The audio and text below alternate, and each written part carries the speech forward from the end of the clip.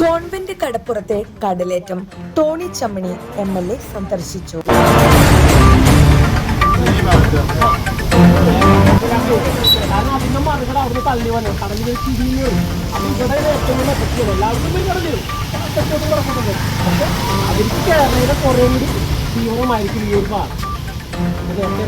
കടലേറ്റത്തെ തുടർന്ന് ദുരിതം അനുഭവിക്കുന്ന പള്ളിപ്പുറം പഞ്ചായത്തിലെ കോൺവെന്റ് കടപ്പുറം ടോണി ചമ്മണി MLA സന്ദർശിച്ചു.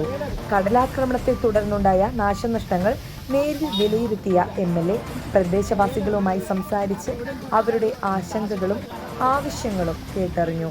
തീരദേശ ജനങ്ങളുടെ സുരക്ഷ ഉറപ്പാക്കുന്നതിനും കടലാക്രമണത്തിന് ശാശ്വത പരിഹാരം കാണുന്നതിനുമായി സർക്കാർ വിവിധ നടപടികൾ ആരംഭിച്ചിട്ടുണ്ടെന്ന് MLA അറിയിച്ചു.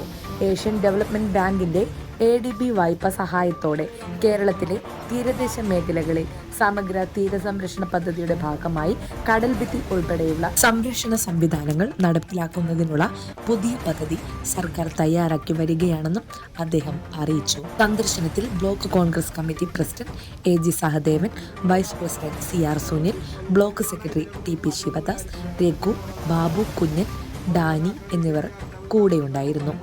ന്യൂസ് ഡെസ്ക് നാട്ടുവാർത്ത, വൈപ്പിൻ.